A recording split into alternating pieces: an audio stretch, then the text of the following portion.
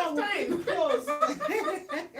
Or if I want to use, like when you want to use lipstick, you think of Me? you are beautiful. I don't wear makeup, so Yeah, so I don't own one lipstick. anything I want I to don't do, wear makeup anything I want to do, I will check. Even because I'm those. very lazy. So I haven't got time to be this. I do that all the time. No. All the time. All the time.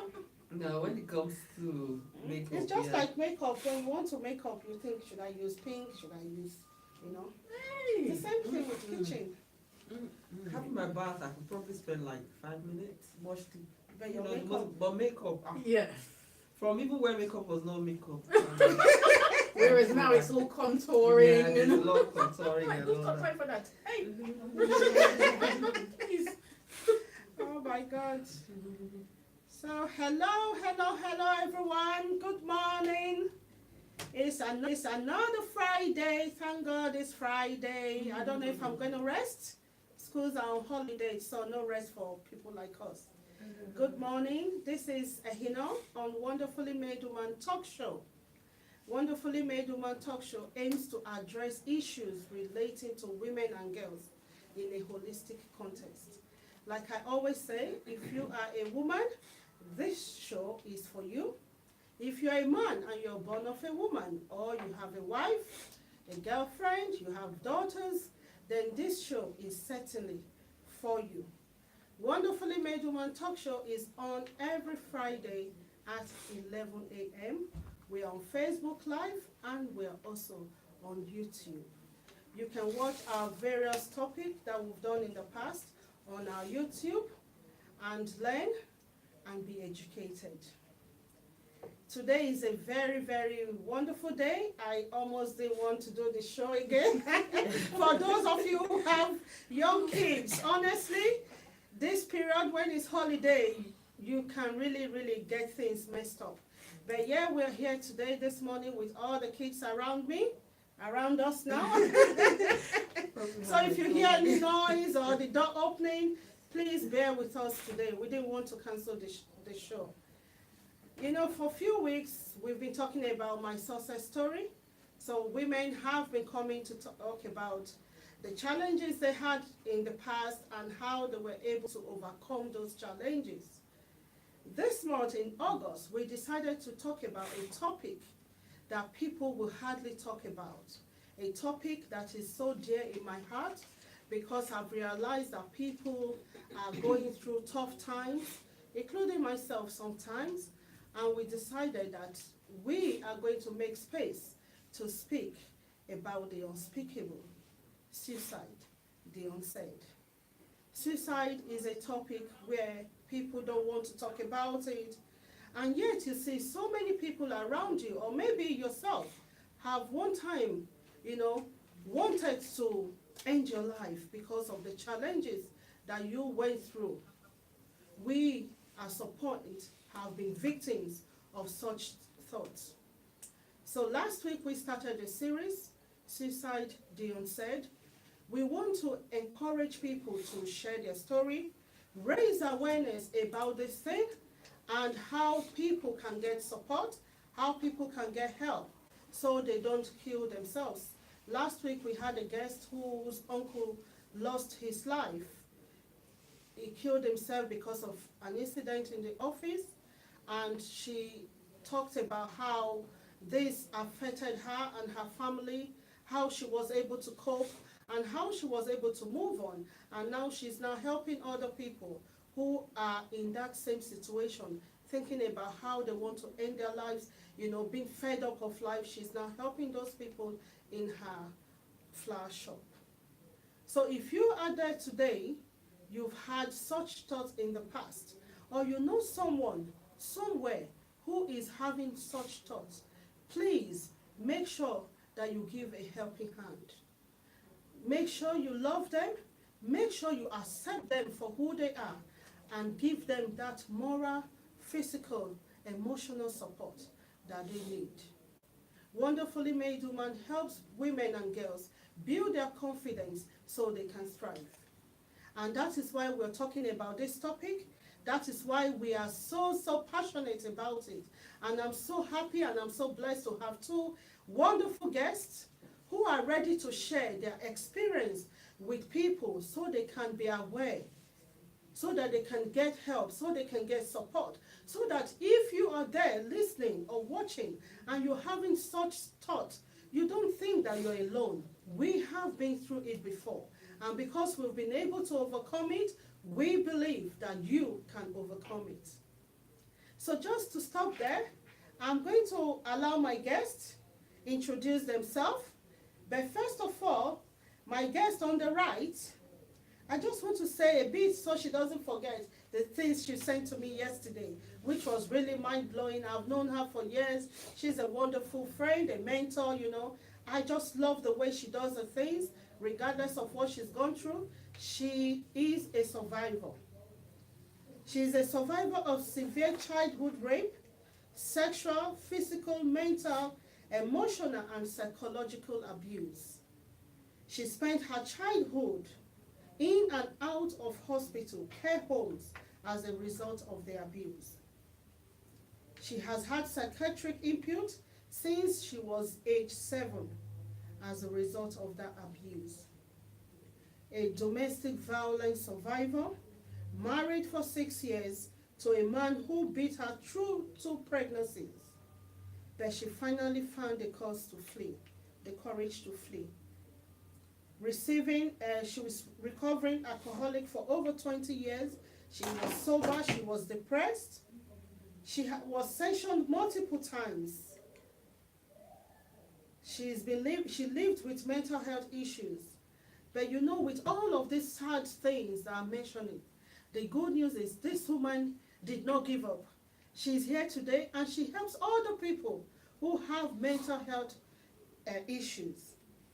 On my left, a dear friend, a woman that encourages me. She's so full of passion and joy and happiness. You need to go on her page to see how she has decided to use the lime of her life and change it into lemon. The way she has used her pain and turned it into gain to bring happiness into her life regardless of what she went through.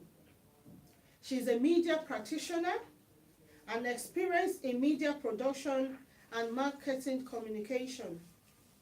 She has passion for women and children.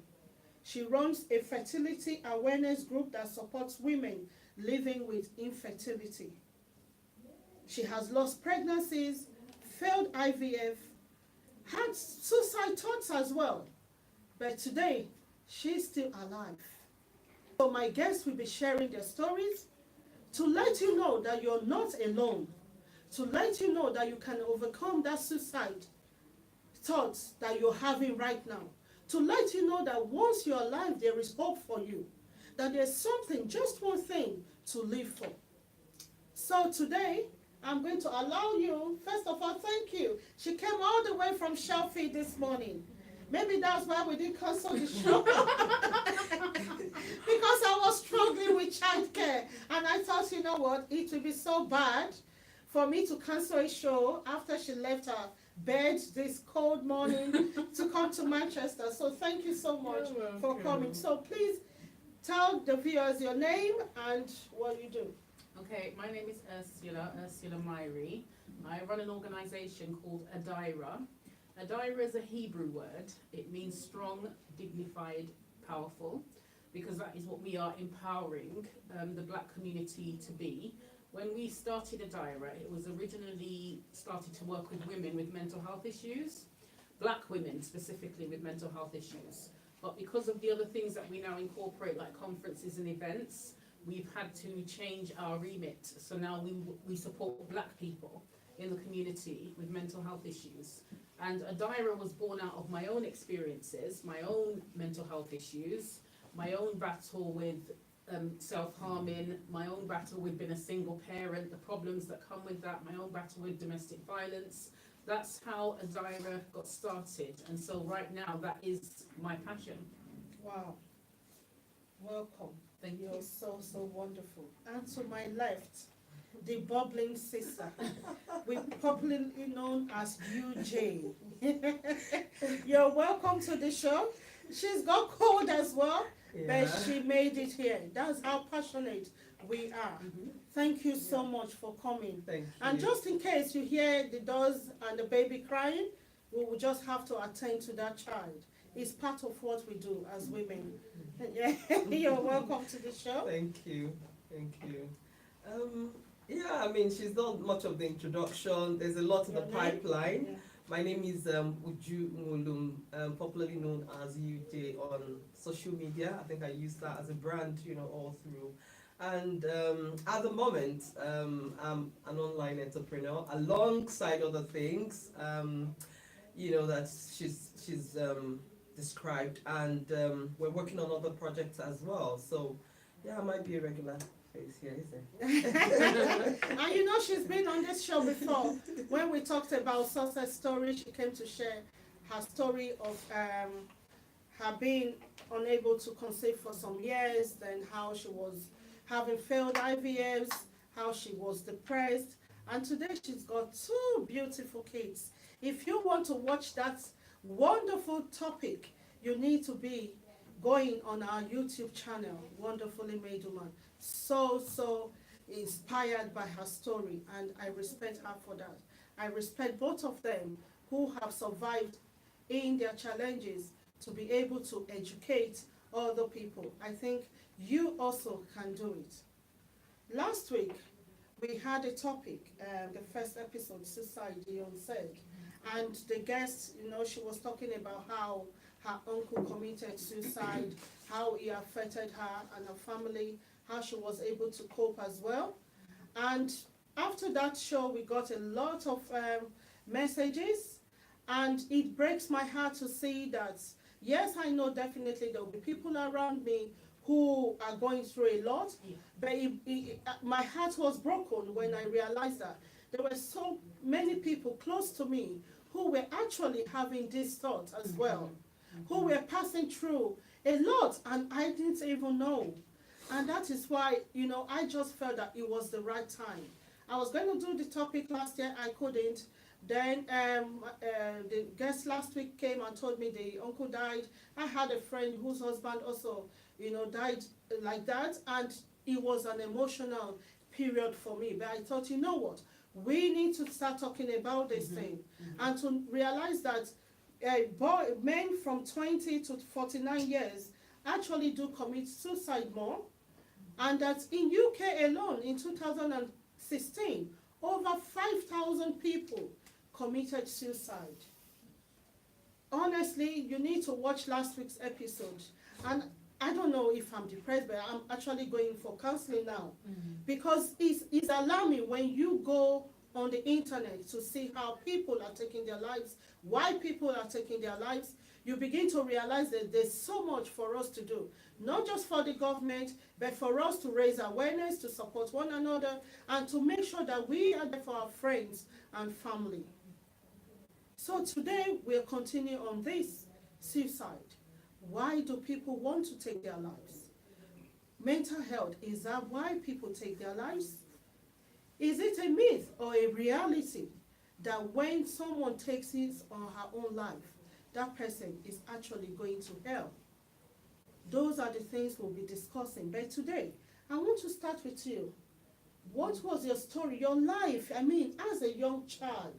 I knew, yes, you're a survivor of domestic violence. We've talked about that, laughed, cried over it. Yeah. But to think that at that young age, you have gone through so much. What was your story, and how did that affect your life? My story was that I was born here. I was sent to Jamaica when I was 2. My parents are from Jamaica. I was sent to Jamaica when I was 2 with my youngest sister to be raised by her grandparents, because we don't have the same father. So it was her grandparents, and that was where the abuse started. Her grandmother hated me, absolutely hated me, and they would be very physically violent towards me.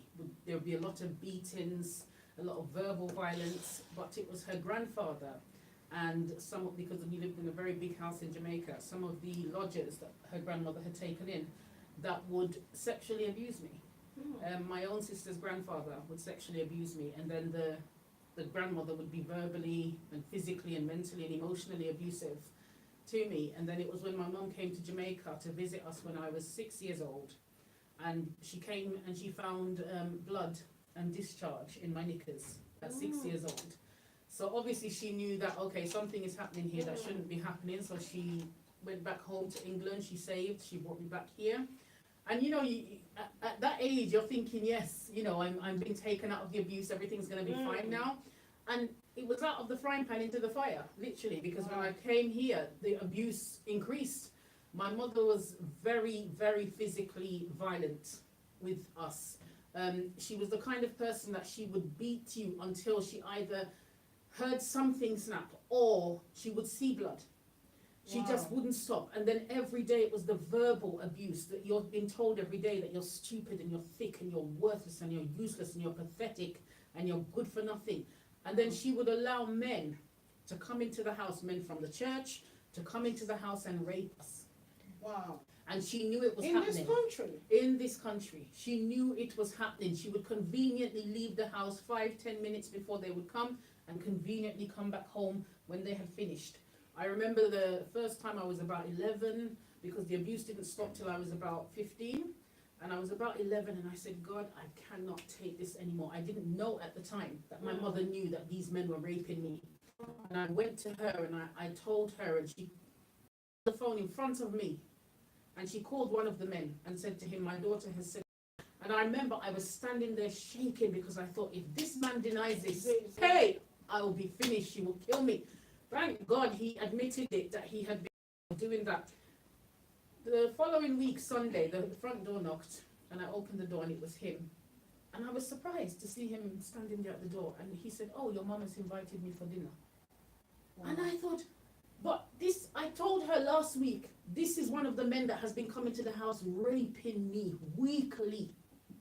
And you spoke to him, he admitted it, and then you go and invite him for dinner the next week Sunday, and we had to sit there at the table and pretend as if nothing had happened.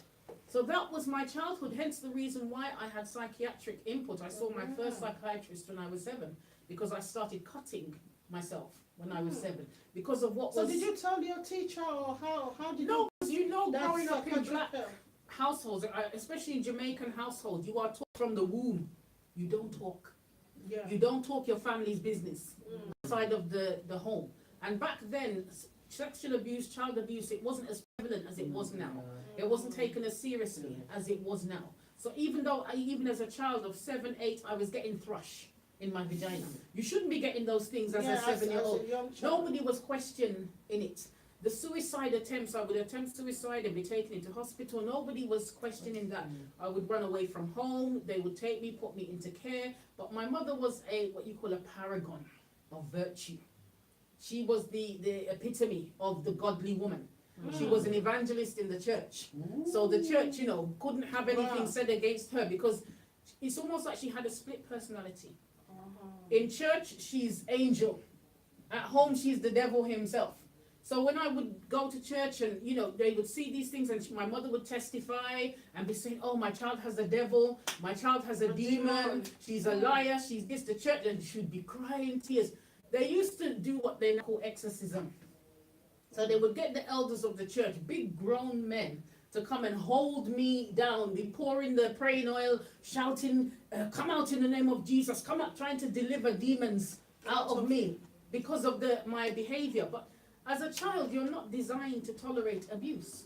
So my behavior would come out in self-harming or fighting. I started drinking when I was 9 years old. Wow. 9 years old, I started drinking. And I didn't stop till I was 20, when I nearly died from alcohol poisoning.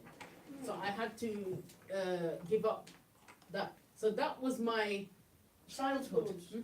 That's a very, very, oh my God. Wow. I'm blown away, to be honest. To be honest, I don't know how many women are in this situation. Because sometimes people just say, oh, why did he kill herself? Or why did she attend? You don't know what they have been through. You don't know what they are going through. So you cannot judge. You're not in the the right person to judge that person. Yeah. You're not in that position to say, why did she want to go and commit suicide? Oh, I've known her to be an alcoholic. Why is she drinking? Why is he drinking? Just hearing her story alone, I can't even imagine it myself. Or I've got a daughter, I've got niece. I cannot imagine them going through what you went through as a child. And you still wonder why. Because when we talk about suicide, people are no longer checking. Why are people killing themselves? Yes. Why do people want to take their own lives? Yeah. People love themselves. Then when they get to that stage where they feel, you know what, I've had enough. Then we need to start questioning those things. We need to start raising awareness about it. And for those of you who sexually abuse children, don't think that you will always get away with it. I can't imagine this happen. You see, I don't know. I think a lot is beginning to happen in the world. Yeah. There's a video going around. You know this TED. You know the TED Talk. Oh Yeah, yeah. Yeah. Where somebody's making a case for pedophilia, for pedophiles. Did you Yes, see to that video? become Yeah, law. A sexual Yeah. orientation. Yeah. So I mean, a lot needs to be addressed because, Honestly. just like you said, we're becoming too selfish. Yeah. Humans are, because I mean, if you want to be a pedophile, not on somebody else's child, Yeah. maybe your own child, how would you feel? You know, if your own child is being taken advantage of? Because I mean, it's because I think because a lot of sexual orientations have been given the leeway, Yeah. you know, to come out and say this is who we are. Every other person wants It's to take coming out. advantage. I mean, if you're gay and you're having your sexual whatever with an adult, that's fine.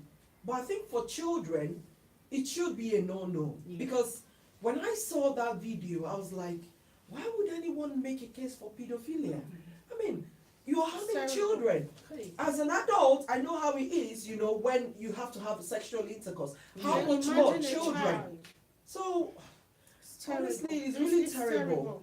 It's terrible. I'll come back to you. You know, Youjay, you told me something, and I honestly admire your courage to be able to talk. You know, sometimes when people come out and say they are motivational speakers and all that, you're not talking and sharing your experience. It baffles me how you want to empower people. Yeah. I honestly believe that I can relate with somebody who has gone through what I've gone Yeah. through, and I'll be ready to listen to that person. You know, when she told me, was it last week after the show, she said, hey, you know, do you know then I used to hear voices telling me to harm myself. Yes. I said, really, Youjay? I live very Youjay. close to a train station, you know, and sometimes you hear in the news, oh, somebody jumped into the train, and you're like, oh, I mean, that's so easy, you know. And when you're passing, you're like, oh, it's so high. But the one that happens very often is one of the knife. Anytime I pick up a knife and the voice is like, why not just stab yourself and just... Was it as a result of this when you were infertility Yeah. and you failed IVF? A lot, I don't know what exactly, but it's, you know, I think in the last 3 years I've been free of those thoughts. Oh, thank But God for that. between 2012 and 2014, it was the peak of it all. I had a lot of health Wow. challenges. I used to have a blog, and I remembered one of the reasons why I stopped my blog was because I thought I was going to die. Yeah, and I remembered putting that up on the blog. I've actually removed And it. you were gonna die. I thought I wasn't going to make it through 2012, I think, Yeah. or 2013, something like that. And that year I had bouts and bouts of health challenges. You know what it is like, go to the hospital, and from one problem to the other, then they told me I had a murmuring heart. And I'm like, what's that? You know, I think I had about 2 surgeries that year. Mine was as a result of health challenges anyway. Wow. You know, then I think a particular medication might have been responsible for mine. Because at some point I went off the medication, then I was fine. Then when I got back on the medication, those thoughts started coming back again. So I realized, you know, I was like, and I haven't had that medication for years now, for about 3 years, which is why I'm kind of, you know, trying to, I don't know, but Did you I had- read if it's one of the side effects? It's now that, I mean, at that time, it wasn't something, I mean, because it was an occurring thing, so I couldn't place it, on anything. But it's just that, I'm wondering, I mean, what really changed? Yeah. 2-3 years ago, nothing really changed, but I didn't have those thoughts. Yeah. So I really couldn't, put it down to what it was, except for the medication, because I know sometimes, I think I probably had someone, I really can't remember, but maybe I need to do more research anyway, but Wow. the thoughts, So when you're in the kitchen and you hold a knife, yeah, when you get a knife, normally you wouldn't even want the knife to touch you. And here you are holding this knife and you're just looking and thinking, yeah, I mean, you're so like, what do you do? Do you drop the knife or? yeah, I think now this is where personality comes Yeah. in, your experiences, Your your faith, exactly. Now, my faith tells me that if I commit suicide, I'm going to hellfire. I don't know how true that is. Then I'm also an expressive person. So sometimes when I snap, especially where my husband is, I'm like, what am I even doing in this earth self? A dead person is, that was a phrase I've always used. A dead person is even better than me. That was, a common phrase. And it's like, why would you say that? I'm like, yeah, I mean, am I not just a burden from one health challenge to another, from one, Yeah. And he's like, is anyone complaining? But you're limited. At that time, I was limited. There was so little I could do. I couldn't achieve things I had in mind that I could achieve. I was stagnant, and that is where people should, like we said, don't judge. Sometimes you see people with perfect lives and they commit suicide, like the likes of Kate Spade and all that. You see, sometimes, no matter how rich they are, they still feel, oh, I don't feel fulfilled. Yeah. There's something about suicide and fulfillment. For her own case, at that time, she was probably young, but that wasn't the life she expected to live. So there was no fulfillment in that life. So usually, it comes with fulfillment. At that time, I just felt, I was a burden. I felt I was useless. I felt I was unproductive. I felt, there was nothing good that I could put to myself. But, the good thing about it was I had family members, I had people, especially my husband, who would say, see, nobody is complaining, you're just the only one. Then he would start counting, the things I need to look forward to. Yeah. So now, if I didn't have someone like that would listen to me, there are chances, So when he says that, I'm like, okay, it's true. Then I come back again. But, there's that 5 minutes of madness. It comes like a snap. Yeah. And the thought comes into you. You're like, it comes again and you're like, oh, of what use is it? Just end it all. Wow. It baffles me when, like I said, last year somebody lost his life and a close friend of mine. When I heard some things that the fellow Christians were talking about, I started thinking that, we live a life of, we just want to judge people. We don't know what we're through. Even sitting here, you don't know what I'm going through. So when you see somebody like that, please deep down and find out why is this person wanting to kill himself or to kill herself. I don't know in Africa if they have a statistics of how many people do that. It's only now that there's social media that you hear that this person has killed himself or has killed herself. But I'm telling you, on a daily basis, someone somewhere is thinking about it. Someone somewhere has actually done it. It's happening So everywhere. it's happening everywhere. The rate is not even high when you look at developed. Well, I think what country was that? Last week, coincidentally, I think I stumbled on a video about of a man who just went to the electric pole. I don't know if you saw that. You know how people share things, and he happened to be an Indian man, and of course now I lived in India for a while, so the suicide rate is terribly alarming there. Their religion doesn't give room for some succor that we get from like Christianity. For me, part of the thing that helped me was singing praise and worship and knowing that killing myself, I don't know what hellfire would be like. So there was that cowardly bit of it, you know, for me. But you know, people are different. Some people would not talk and they keep it within. That's where we're also different. For those who do not talk, It's action more difficult, is more, yeah. they, you know, it's more difficult for them. So now with that video, I saw it online, and he happened to be an Indian man, and I just made a comment. I was like, oh, that Indians have one of the highest suicide rates. Then somebody made another comment and said, I think he said South Korea. Then I quickly did, you know, a quick Google search, and I found out that it wasn't Latvia. Was it Latvia? One of the European countries actually have, you know, some of the highest suicide rates. Polish people, coincidentally, you know, they did an analysis, men and women. Polish women actually had higher rates than the men. Unlike UK, it's more of the men. You know, most times, do you understand, for Polish, the women had higher rates of suicide.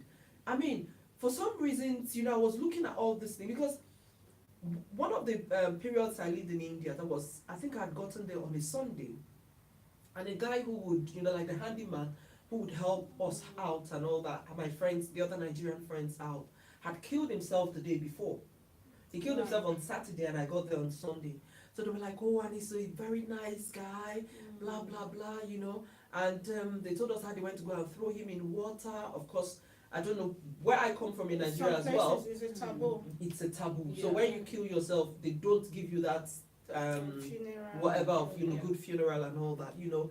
Then I watched a film. It's probably one of the best Indian movies, you know, that's been done lately. 3 Idiots.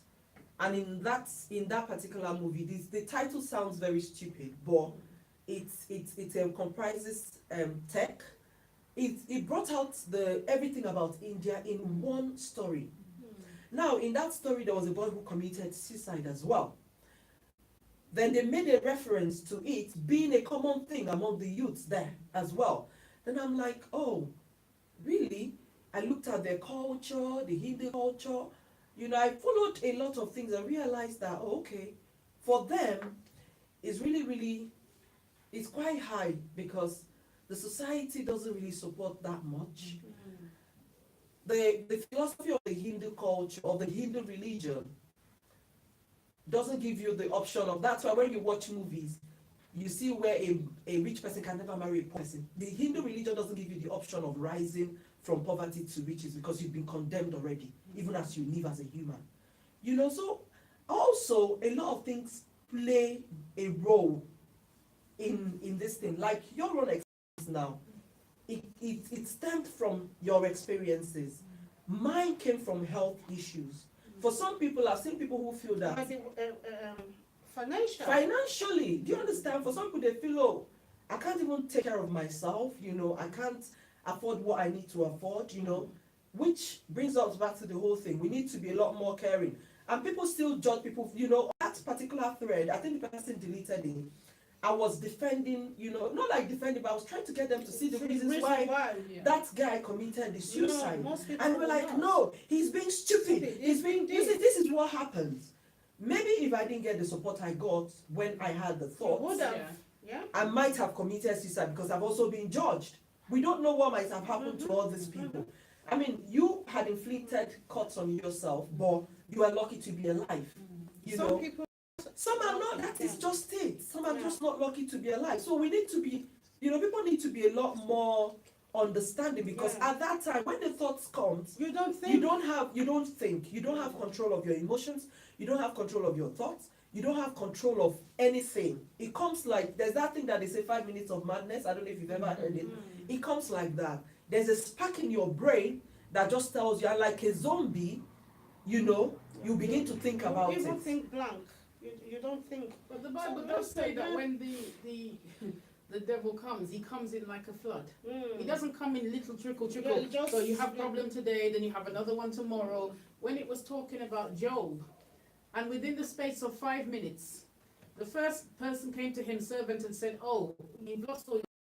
What the Bible says, while he was still talking, the next one came and said, you've lost your camels. While he was still talking, he hasn't finished his sentence, this one hasn't finished. Another one came and said, not 1, 2, or 5, all 10 of your children have died.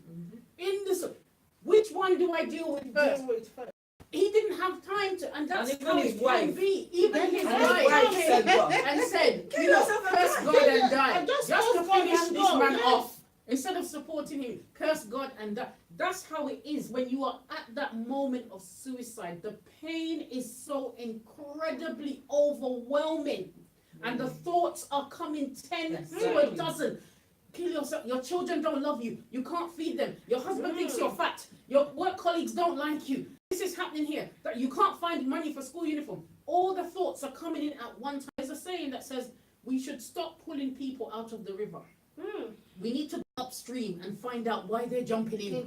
Wow. Exactly. Why are you pulling out the boats? Go upstream and find them on the bridge and ask them, why are you jumping? What's going on? What is the problem? We are very angry when it comes to how we deal with pain and emotion in the black community. Exactly. We're very quick to tell people, you're stupid, what is this rubbish? Why are you doing this? You have money, you have kids, you have house, what is What's this? the problem? Exactly. Jamaicans will be like, we're wrong with you. We're wrong with you, you have everything. We're wrong with you. And it's not that simple. It's not that simple. It's not. Emotional It's not that pain is simple, yeah. unbearable. At And times. people deal with situations Differently. Differently. I remember years ago, to be honest, I thought about it, I don't know, maybe it was, when I was going through my experience, I didn't know. But my sister who was with me then said to me, do you know, Auntie, I knew I took medications in my hand, and I just wanted to take it in and just, because I just felt, what am I living for? And at times, I think it's when that your That was confidence depression. level Yeah. is gone, you're Yes. depressed. I Yes. just came back from Nigeria. I didn't even know that Christians get depressed. So I didn't know that I was depressed myself. I was dealing with issues. I couldn't speak. Even when I tried to speak to one or two, they are quoting scriptures for me, making me look as if, you know, it's all your fault and all that. And she told me, do you know, Auntie, that day I was naked and I was sweeping, pushing one chair to the other.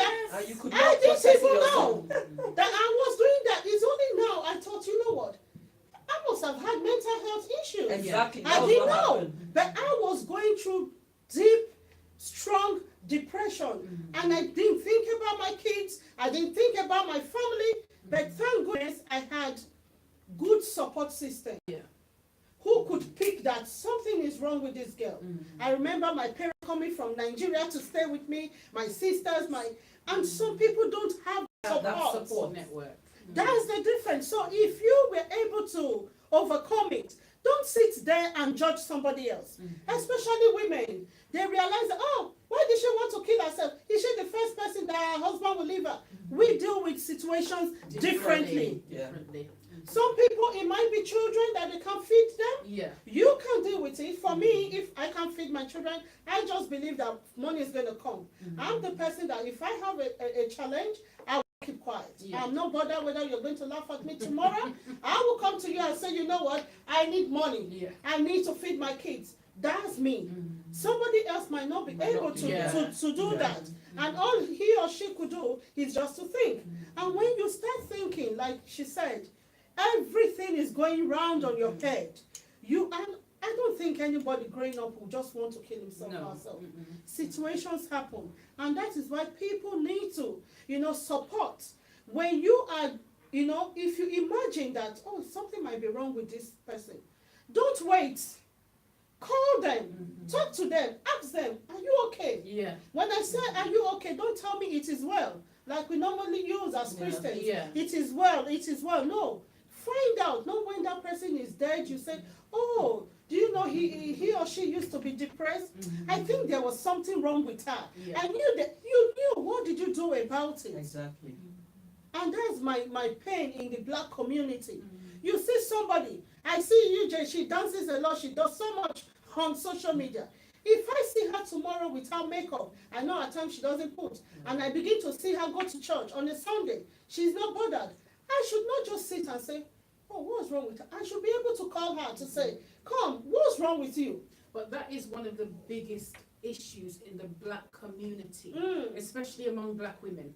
We go to extraordinary lengths to protect the image of the strong black woman.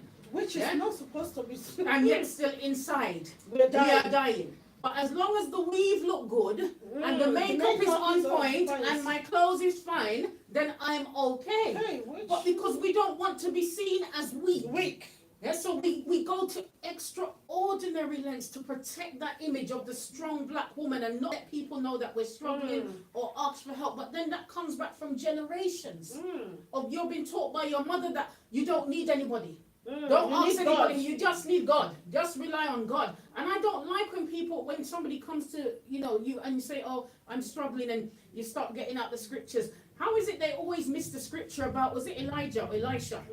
When Jezebel was trying to kill him and he ran into the desert. Why didn't you wait? Right? And he said to God, kill me. He begged God because that's where he was at that time, mentally and emotionally. He wanted to die. God didn't say, okay, I'm going to kill you. No, the Bible says he fed him and put him to sleep. Why? Because he recognized that at that moment, it wasn't death he wanted. He needed food and sleep. Yeah.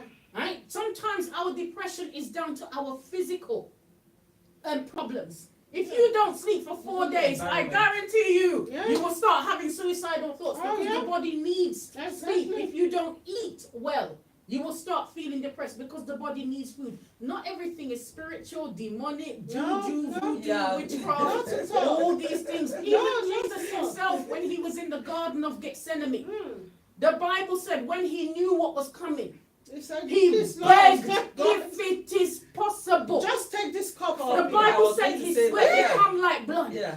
The Bible said that his soul was vexed unto death. If that's not a person on the edge, I don't know what is. If your soul is vexed unto death, that's where his mind was at the time because he knew the pain that was coming for him to go on the cross. But when ministers are trying to encourage people, you never hear them mention those scriptures to say that even Jesus himself at times struggled. Did he not get angry? Did he not cry? Yeah, because Of we course always he want did, to. yeah. We always want to. Yeah, Sorry, I just want to say thank you for everyone watching. Bussy, Adeswa, Mom, Pastor Andrew, thank you so much for watching.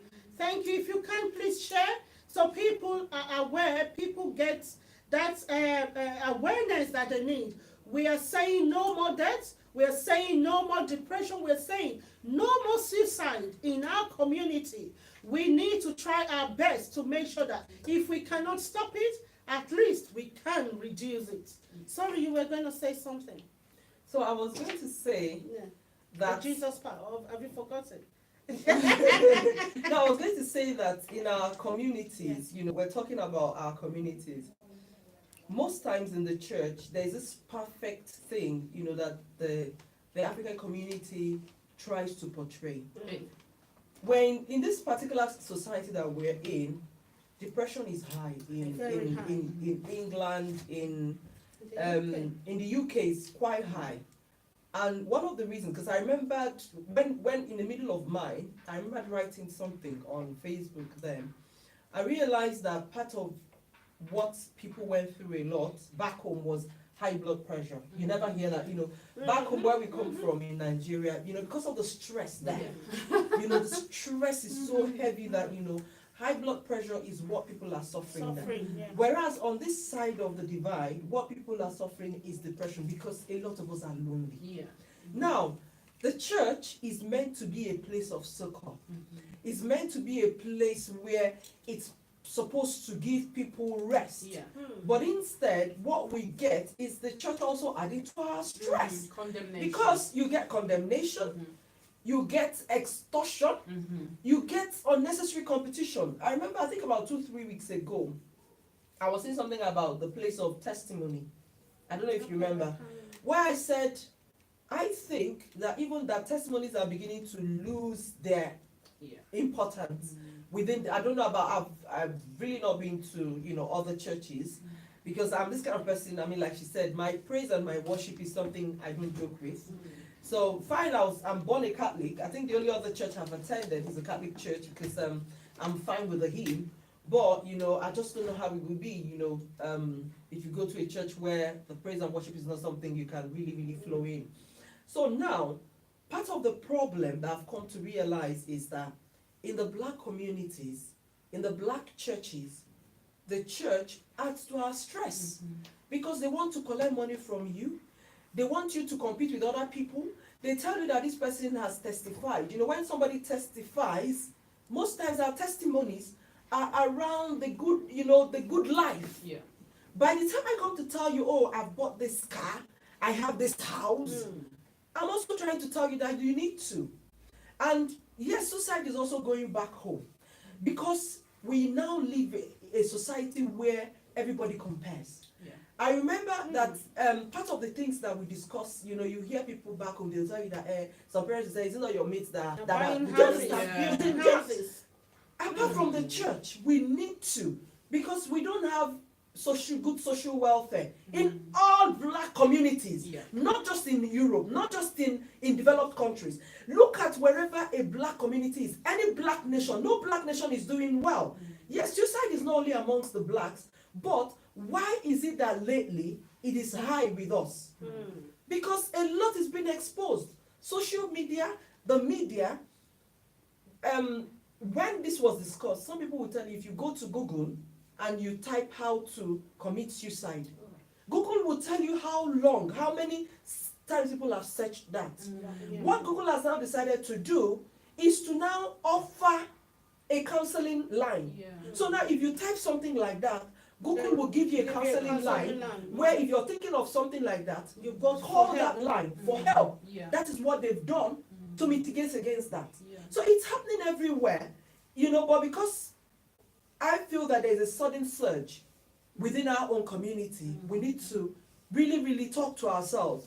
You know, sometimes when you're doing something, whatever you're doing might just, you know, put the other person at the edge, because somebody who is not fed well, you now come and you're flaunting your big holidays, and you know social media is also adding to you. Do you know that? Yeah. When you go on Instagram, you know, oh, and this person looks like they have a perfect life. You know, I put weeks ago, I don't know, sometimes, apart from the community work I do, I know that I'm not a pastor, but when the Spirit leads, I just post. And I'm always amazed the kind of response I get inbox, because most people will come out to say Yeah. one thing or the other. Yeah. So I'm okay with that. You don't need to let the Yeah. whole world know that you're Yeah. going through what I've That's posted. right. I just posted in the morning, I said, you know, you don't have to borrow to go on holiday. You can, in my place, Yeah. they say cut your coat according to Your your material, your not even material, your not size. even your size. Yeah. What that means is, if you have 1 yard of Mm. material, even though I'm big and I'm thinking of sewing a dress, Yeah. I can't sew a dress with 1 yard. What I need to do is to sew a top. So it's holiday time. If you want to go to US or whatever, Spain, good. If you can have the afford money. it. If you, can If you afford it. cannot afford it, you don't owe anybody an explanation why you're not traveling. I remember somebody told me, I think it was 2013 or 2014, and she went, oh, and you know, you mean you've not been to America with your kids and there? And she went on and on. I said, for the past 4 or 5 years, as a single mother, really? How? That was not priority. I said, number one, America is going to be there, and it's going to be there for life. Yeah. I'm not the traveling type anyway, so I can actually be in this environment for years and not think of traveling. But you see, assuming I didn't have confidence in myself, like you're saying, then I begin to think, this person is doing well, this person is better than me. But when I went to her house, I'm like, really? Yeah. And she realized that the way I bring up my children, the standard, that, you know, the kind of living they have, she cannot compare it to hers. Yeah. And I told her, I said, my parents brought me up in Nigeria, and I didn't appreciate them more. Appreciate them then until I came to this country.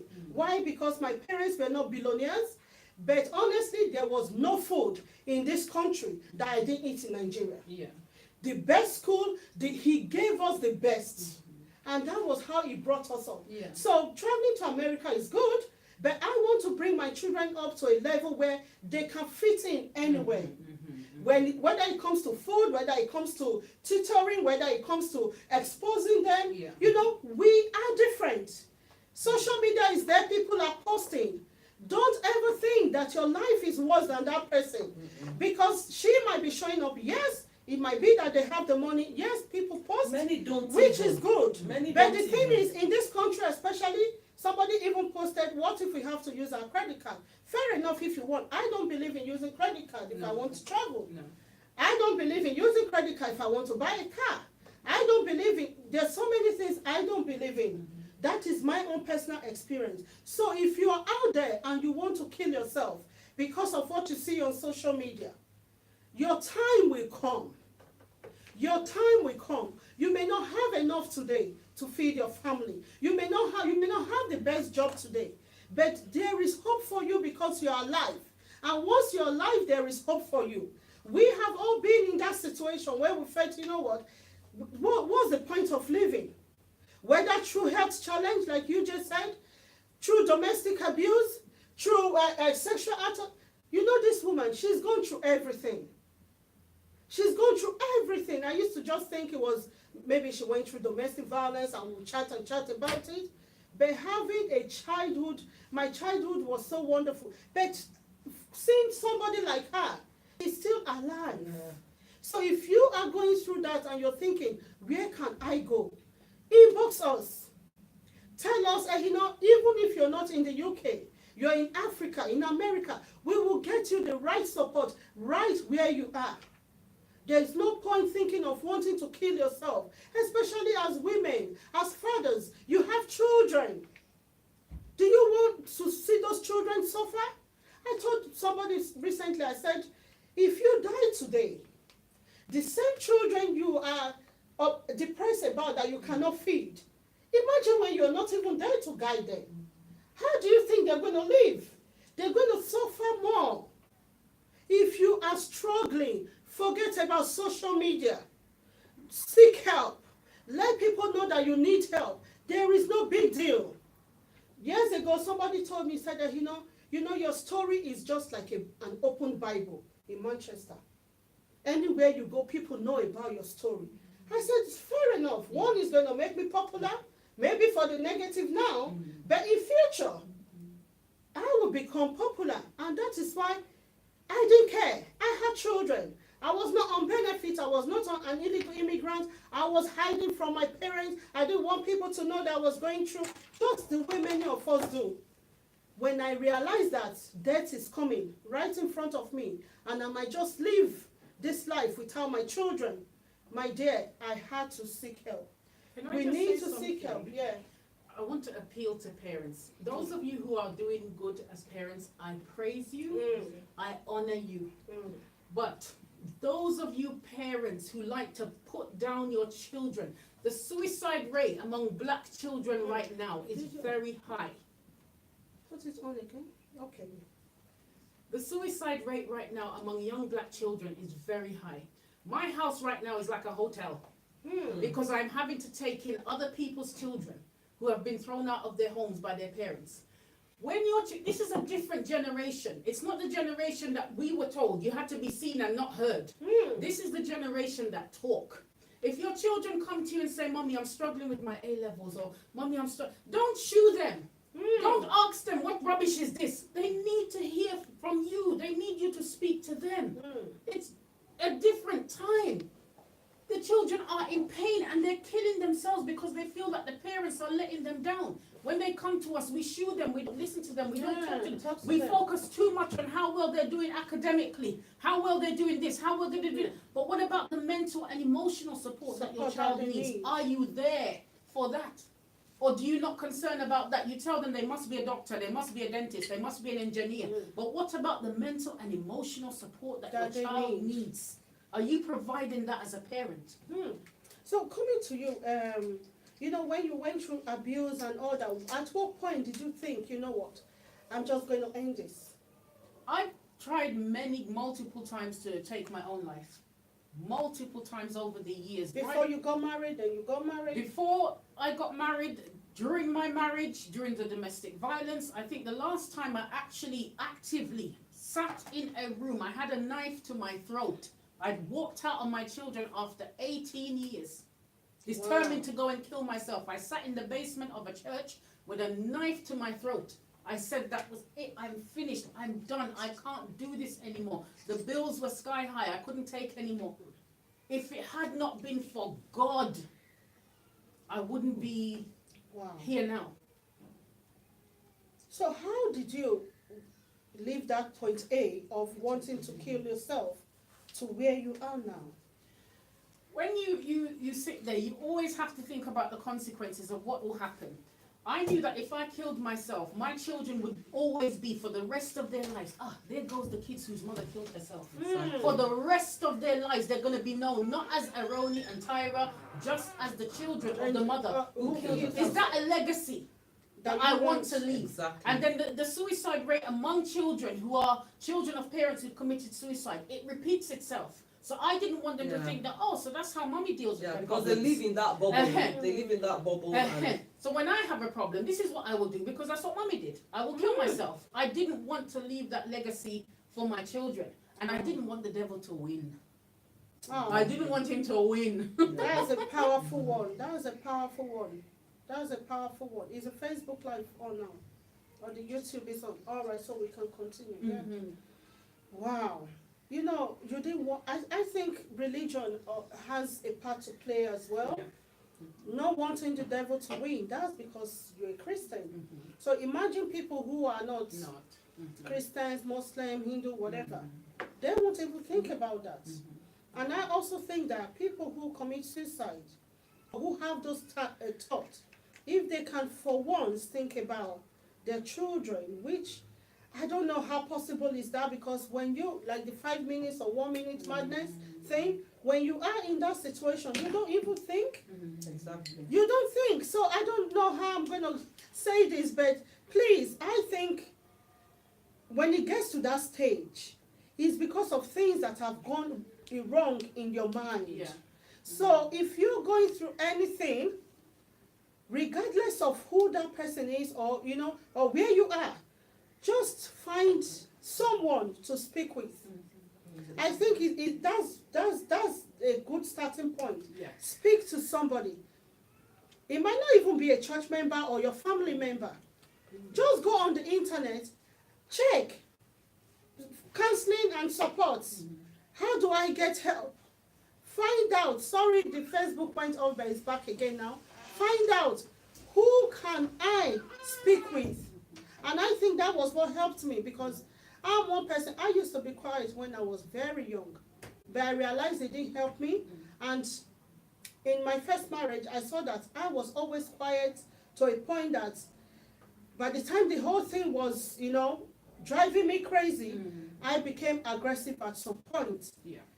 And I'm just begging women and men, because sometimes we talk about mental health and think it's just women going through stuff. There are actually a lot of men who are going through a lot also. Yes. You need to speak out. You need to cry out. There are so many organizations that are helping.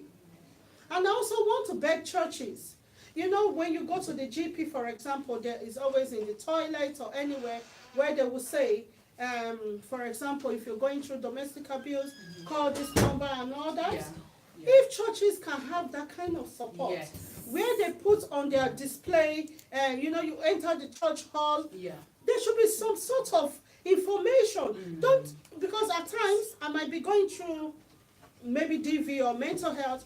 I don't want to talk to my pastor. But just putting a number there is okay for me. One of our guests, you can sit with the baby. Like I told you, we're all mothers. That's right. So this show, we are not restricted to what we do. The baby is crying and she needs to attend to that child. I'm sorry about that. Like I was saying, churches. I remember in 2000, there was a time I wrote an article about domestic abuse in Christian home. And I remember a pastor saying, why do you always say churches don't have support? We have support. We have a home for people who are going through domestic violence. I said, very good. But how many people genuinely know in your church that this service is available? Yeah. Exactly. So we're talking about suicide, mental health when today. it's available. Because the church is a small community where people know themselves, and we know how it is, where maybe by the time you share, people are also afraid. I would rather share something very intimate with an anonymous, somebody anonymously, than, because for some reasons, it might still come out. Do you understand why it's being discussed? There's no confidentiality. So confidentiality is another thing that people need to be guaranteed of. I don't know how it works here in the UK, but of course we know back home is not something that you probably get from churches, because sometimes they might even use your story to preach. I think from experience, really, in Nigeria, I think they were better. Maybe because they were more rooted in their foundation was great. I don't know. There are times that you run to church in Nigeria and one, your pastor won't preach it on the altar. Yeah. Even the elders that are here, they will not laugh at you. Yeah. They will come to your house and want to make sure that you're okay. It didn't matter whether the woman was going to church or the husband was not born again. They just wanted to help. Yeah. When I came to the UK, what I've seen so far, I'm not saying it's 100% right. Number one, I've seen that a lot of people with positions in the church, I don't know how many of them actually went to the altar to give their lives to Christ.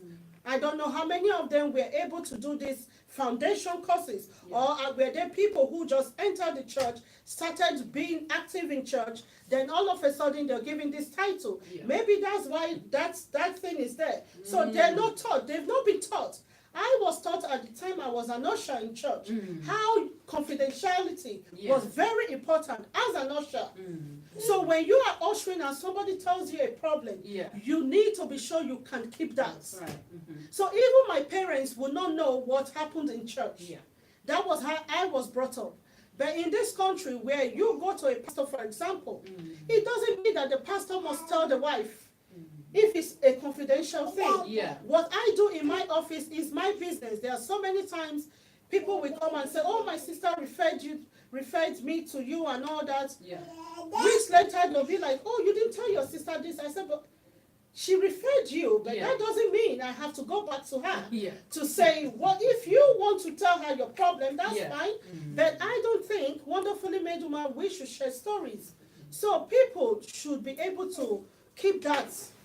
And if you don't even want to go to church, let the churches at least put those numbers everywhere. Let them see, because the rate of people, do you know that these people who have sent messages of this suicide thought, they're actually Christians.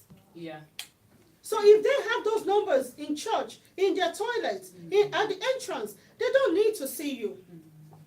There was a church I was going to work with some time ago about the abuse, and they wanted us to counsel people, and they said, oh, but the only condition is for every woman that comes to see you, we need to know everything. And I'm thinking, how possible? What if the woman says, I don't want you to? Not everybody that has to. Even when we do events, there are people that will say, I don't want my picture.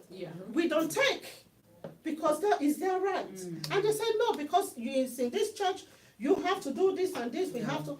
I said, in the first place, the reason that woman didn't come to you is because they don't want to come to you. So if they're going to come to Wonderfully Made Woman, I don't see why I should share information if the person doesn't want. We need to also understand as Christians, as Christian leaders, that not everything they want you to know. So if I'm here, I'm saying, oh, I'm going through abuse, and that's all I want to tell you. Don't say, tell me everything. Just look for the number for them to call. Advise them to go to their GP. Tell them to go to the organizations that can help them. Otherwise, you're going to see those people not talking. And before you know, you hear that somebody has killed himself or has killed herself. We don't want that. We don't want that. Please, abuse, mental health and all that. I don't know. I've not been dead before. I haven't been to heaven or hellfire. I don't know. People say when you die as a Christian, you commit suicide, you're going to hell. But the thing is, does that person even know what is happening in his head? So before we start judging that this person is going to go to hellfire, do you know what was going on in his mind or her mind at that time he took his life or her life? Who are you to judge? Christians, I'm talking to Christians especially, we need to start loving. We need to start showing that unconditional love. I've heard people say, oh, she didn't tell me she had problems, so I don't want to sound as if I know too much. If you know someone, that is going through something, whether you heard it through gossip, you should be able to contact that person and say, you know what, I've done it several times. Yeah. I will tell them, come, you know what, I hear things. I heard. You don't need to ask me how I heard, but I just want to find out if you're okay. I'm not going to judge you, just know that I'm here to help you. And a lot of people come to me. We need to help protect their own identity as well. So, I don't know, in your organization, what kind of help do you give to people? Is it just for women? The support group that we have once a month is just for women. Women, black Yeah, women. just for black women. Women, all right. But the events that we put on is all inclusive All right. for everybody. But one thing I've noticed recently is that a lot of older women, over 50, over 60, have been abused in their childhood, abused in their youth, and it's only now That's okay. that they're talking about it. Ah, And especially the younger people as well, they're at an age now where they want to share their stories. They're not keeping quiet and keeping it in, so then they're passing on their pain to their children. You see, some mothers are angry and aggressive with their children, and the child doesn't know why. I've been beaten, I don't know why. When the mother is dealing with her own pain from 50 years ago, what she never dealt with, and she's pouring that pain into her child. There's a saying that I love so much. Until the lion speaks, the hunter will always be glorified. Because when he was killing the lion, it was just him there. And he will come back and tell you how he fought the lion vigorously and he killed him this way and this way. He's lying. He didn't tell you that he snuck up behind the lion and shot him. But because the lion is dead, he cannot tell his story. So the hunter is getting all the glory. Don't let your abusers get the glory. People will see them as pastors, as leaders, as favorite uncle, and they're going around society. Nobody knows who they are because you, as the survivor, are not speaking. So the hunter is getting the glory. Until you speak, until you share your story, your pain will stay in there and it will fester and it will grow. Those sorts of suicide, those sorts of self-harming. I'm a useless mother. I'm a terrible wife. All these things will grow and fester inside you because you're not pouring it out. You don't have to necessarily do it in a public arena like this one, but tell somebody. Don't let that pain, don't let that hunter, don't let that man who hunted you in your childhood, raped and sexually abused you, your mother who verbally, physically, mentally, emotionally, psychologically abused you, and she's still there now, paragon of virtue in the church, as church leader, choir director, all these things, and people are thinking she's a wonderful woman, this is a wonderful man. Tell your story. Because your story will help somebody else. Who is going through somebody it. close to you. No, I salute your courage as well, because not many people would, stand and speak up against rape. Number one, because there's a stigma attached to it. Then secondly, the fact that your mother is the perpetrator. A lot of people see their mothers as God, the next God after God, So, for you to actually speak.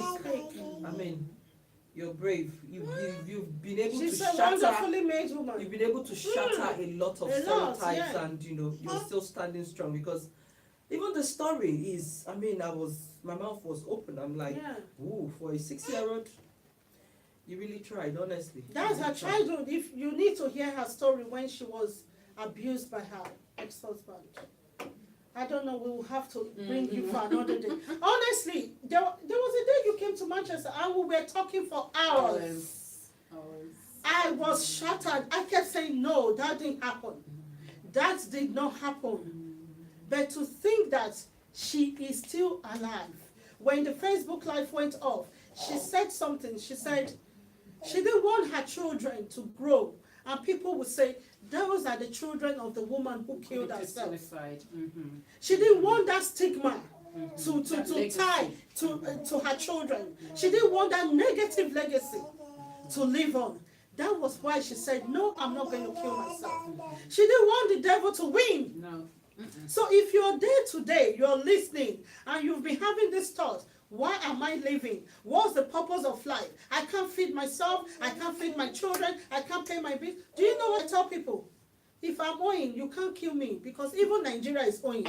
There are so many countries that are owing. Have they died? It will always happen. People are owing every day.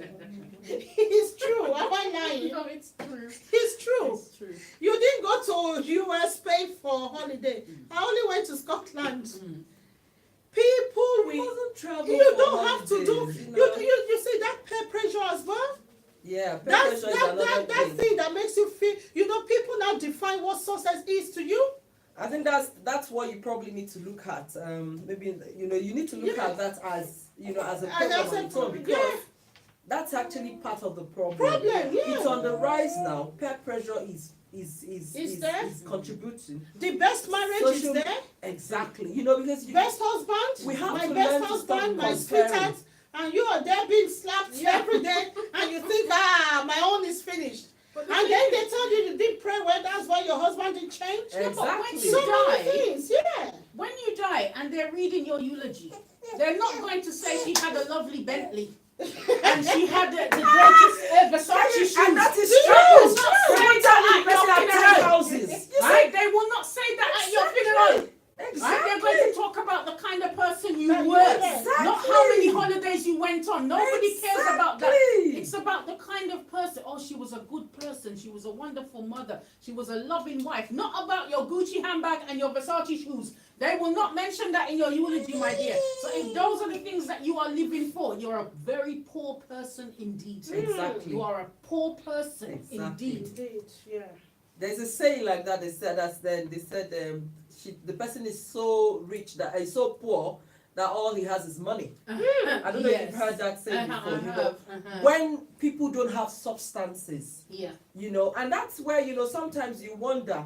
Sometimes money is not all. Like I said about Kate Spade and all that. Yeah, they've got She had the money. She Yeah. had the Everything, fame. the She had fame. everything. But there's always that place of emptiness. Yes. There's that place of loneliness that pushes somebody into depression, because when you're depressed, you're going through it all by yourself. And by the time the thoughts of suicide begin to come in, when you're committing suicide, most times they go all alone, except for maybe some who would kill others and kill themselves. But most suicide, people who commit suicide often just, kill themselves all alone. And it's really rising. I know somebody who killed himself, a very young chap. He had the best of life. Even me then, I was like, what on earth would have made this, this child, Hello, kill Pastor himself? Andrew. Sorry, it went off again before. Hello, thank you for watching. So it's the some of the contributory factors need to be looked at. For example, how long she had family members around who were taking advantage of her. That's also something we need to look at. As women, when we feel empty, maybe we've come out of a relationship and want to go into another one. I keep saying it. We should not always jump in. I know I've raised this before. People are like, oh no, because you think you're happily married. No. Before I go into another marriage, I'm happily married, and I think because of the fact that I'm married to a man who is taking good care of me, I won't want to take a risk. Even if anything happened between me and him, I don't think, I have that mentality that I might not get any good person, so I don't have time to come and start sampling somebody that will now, when you hear people's stories of DV and all that, you don't want to be, because Like do you understand? So I always tell people, I think I've had to say this on Facebook or share it. I said, if anything happens to my marriage, I'll remain single. What are the reasons? One, the stress of marital, sometimes it can be stressful. You don't have you're not very, you're not fully independent. Do you understand? Yeah. I think I like my independence. Yeah. But it's just that society would, compel you to marry. Then maybe I'm lucky to have married somebody who is nice. Yeah. Maybe if I'm not married to somebody who is good, I might not be Take a married. walk. Yeah. Do you understand? That's it. A topic for another Do you day. understand? So now, for somebody like me, I don't want to envisage the fact that I might be in the hands of a terrible man. So I'd rather be on my own. Do you get it? Yeah. Which is where I'm also coming from. If you have a situation in your marriage, don't just jump off. That's why I use the word jump off. Scrutinize the next man. What are his excesses? Will he take your children along? Will you have to dump your children?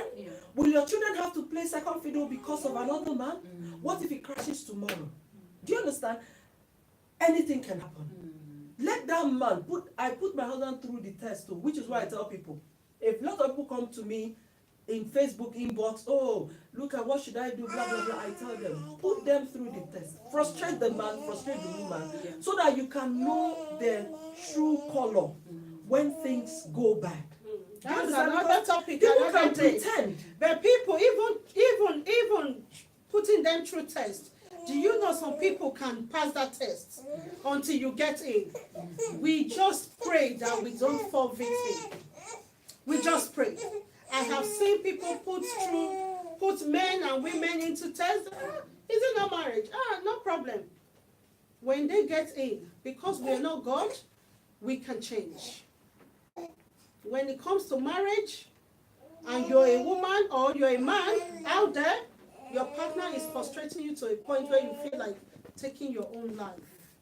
My dear, like my wonderful woman said, when you die, there's so many things they won't read about what you had. Your life is very important. They will If say you survive by. survive by, if you're going through abuse, if you've been sexually abused as a child, you've not been able to speak about it, you've not been able to tell anyone, and you see the person, you know, that abuser walking on the street, you need to report. It's still not too late to talk about it. If that is what is eating you up, if you don't talk about it, that's when this suicide thought begins to come. Oh, look at you. You're not good enough. You're not bad enough. Some even end up not getting married because of what they went through in the past. Some feel is a no. So they get married and they believe that it's okay for the man to abuse them. Exactly. So many things can happen. When your children come to tell you, this uncle touched my breast, this uncle did this, or this neighbor, this teacher, this pastor, this alpha, don't tell them to keep quiet. Speak out. You know, I have a friend, and she's going to be in Manchester next week. We have a women's event next week, Wednesday. You don't want to miss that day. Because we realize that a lot of women who have not been able to accomplish what they wanted, who are not as successful as they want, these are the things, most times, that, you know, puts a barrier. What their childhood, the sexual abuse, the domestic violence. They've not dealt with it. They've not dealt with it. So you think, oh, I can write, oh, I can be a business person, and you're still where you are because inside you, you are dealing with a lot. And that is why you cannot achieve that goal. So next week, Wednesday, 11 o'clock, you need to be at the Entrepreneurs Network. My guest is going to be sharing her story. She's a very successful person, but you need to hear her story of how she went through abuse. She does this Speak Out campaign for children who have been sexually abused. And we were talking last week, and she said that, you know, do you know the painful part? When they go to schools to talk to those children, some of their mothers still want those children to hide it.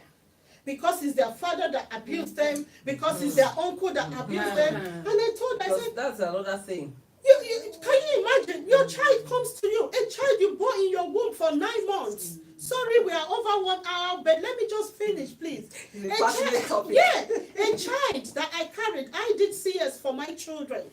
Then, God forbid, my daughter comes to tell me that one man somewhere, whether the father or, you know, is abusing, then the next day I put food for that same man to eat. What am I protecting? You see, that's where it's holistic. For you, you can fight that battle because you've built your confidence. Remember, there was a day we were talking about something that I said, if you remembered where we went for the makeup, we were talking about, for you, you can stand because you've already dealt with your confidence. A lot of these women, those men are still the ones feeding them. A lot of these women, those men are the ones responsible for their upkeeps. I don't know if you got that. That's why I said it's got to be holistic. These women have to first have confidence in themselves, believe in themselves first before they can fight for those children. A lot of those women do not believe in themselves. That is where and that is why you need confidence. Even before I became confident, in my head, there's so many, you know, at times in life, like I said, I was very quiet. I was very dull, in case you didn't know. I never passed. I don't pass my exam. I was the dullest amongst Really? Oh yes, I shared my success story. Yeah, go on YouTube, you will see my success story. I was very dull as the first child. For my parents to read our results, my mom will have to put mine in the middle. So she will read the second born, pass, read the third, pass, read mine, get angry, and read the fourth. It was like that till I got to university. I was that dull. I never passed. I don't pass, they just push me. So my younger ones doesn't come to meet me. I was always second to the last, third to the last, you know, that kind of thing. That was my life. But even at that, I had this mindset that there were certain things I would not take. A lot of women, not all, some don't have confidence, that's why they're stuck. Like in Africa, they don't have that support system that we have here. When you speak out, then there's support for you. It's not there in Africa. Some women will not want to talk because of what they're getting from the man. But my own is, what I grew up with is, I cannot say I love my children and allow them to suffer sexually. No. I will not say I love my children and let them experience domestic violence. Those things, they are a no-no for me. Even if it means begging from streets to eat. Yeah. I will do that, and I've done it. Some people will look at the games and hide it. Yeah. Now, even in Nigeria, and I'm sure in some African countries, there are organizations that are helping. Yeah. So if I'm talking about people who have spoken to these charities and they say we can help you, yeah, and they're still saying no. My dear, look at that child so that she doesn't grow up tomorrow and start thinking of, oh, I want to kill myself. Maybe they're even doing it now. You know, suicide is not you pulling that person out from the river, like you said. Find out why they're jumping in. What is the support available? What are you doing to that your brother in Christ, your sister in Christ, your neighbor? Have you been there to find out why they're crying, they're sad? You need to love them unconditionally. Don't judge them.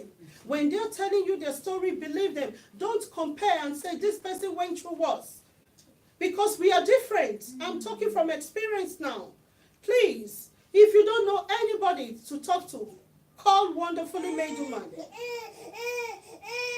Yeah, thank you, Pastor Andrew. I love you. He said there is never a reason to tolerate abuse of any kind, but there's always a place or a person to find support. Speak out. Don't hide it. There will always be one person that will help you. And if you're in the UK, you don't know, please contact us. If you're in Nigeria, wherever you are, there is always a support system for you. But the most important thing, when you hear those thoughts of kill yourself, take the knife, stab yourself, my dear, tell that voice, I don't want you to win, because there is hope for you. You are alive, there is hope for you. Never give up on your dream. We have been through terrible things in different ways, but we are here today. Imagine I killed myself 2008. Just imagine. Honestly, just imagine this vision. Just imagine. It will just go. So just before you think of taking those drugs to kill yourself, just before you think of tying that rope, just before you think of taking the knife to kill yourself, think of the things that God has set aside for you to accomplish. There's always light at the end of the tunnel. There's always light at the end of the tunnel. I know we have spent more than 1 hour today, and honestly, I don't want to finish, but I will just stop there. But before I go, I want my guests to advise those out there who are actually thinking of ending their lives. No matter what you go through, there is always a solution. Even if it's health. I know somebody might be going through, some people have been diagnosed with things like cancer, kidney failure. I've seen people who even in cancer scenarios. There was the story of a guy, Ali Banat or something, a Muslim guy. Immediately he was diagnosed of cancer. Check it, the gift of cancer or something like that. He saw it as a gift. He was a millionaire, but he saw it as a gift to give back to the world. He gave out all his designers, and till he died, he turned it for good. So no matter whatever that situation is, there's always the good side of it. Look to the good side and use it for the good. Well done. Look for the good side and use it for the good. If anybody is feeling suicidal or thinking about suicide, I want to validate your feelings. I don't want to tell you that you're stupid or you're useless. No. Whatever it is that's causing you to feel that way, it is okay to not be okay. But break down those thoughts. What it is that's making you feel that way. When you start to break them down, they will become clearer. But when they are very, very big and they feel overwhelming and you can't think, that's when the problems will come in. Please find somebody to talk to. It doesn't have to be a family member. It can be a friend. It can be a complete stranger. It can be somebody in the church. There are so many numbers, organizations that you can contact. The Samaritans are there. Please find somebody to speak to. And if somebody does come to you and says, I'm having suicidal thoughts, don't tell them that they are stupid or they're useless or they're worthless. Listen, don't try and fix them. They don't need you to fix them. They don't need you to come up with solutions. Sometimes people just need somebody to pour into. So they just need you to listen. Wow. Have that spirit of listening. Next week, we'll be talking about the signs. You know, some people may not know that they're experiencing it. We'll be talking about the signs of this enemy. He's an enemy. Suicide is an enemy of everyone. But I want to say thank you for everyone that have watched. I want to say thank you for those that have shared and that will share. I want to say thank you to those who wanted to kill themselves, but they are still alive watching me now. I want to say thank you to everyone. And I want to encourage you before I go, that there is always light at the end of the tunnel. For every pain, there is a gain. And for every shame, there is a fame. We are all wonderfully made. You're beautiful, you're special, you are unique in your own way. Never give up on yourself. Until same time, next week, we'll be bringing the episode 3 at 11 a.m. Please make sure you stay tuned. Thank you so much, my wonderful guest, and our little baby. Thank you so much. Everyone, thank you. I know we went past the 1 hour, but we just had to deal with it. My project manager is saying, yes, yeah, it's just a one-off. It's just a one-off. And I know that we might be there helping somebody. Know who you're saving. Yes, saving lives is very important. So thank you, everyone. Thank you to my niece, who has been here helping. Wonderful girl. You know, thank you, everyone. Thank you, Pastor Andrew. Said great. Thank you so much. I want to say thank you. Always remember that you are wonderfully made. Bye. You are wonderfully made. Thank you so much.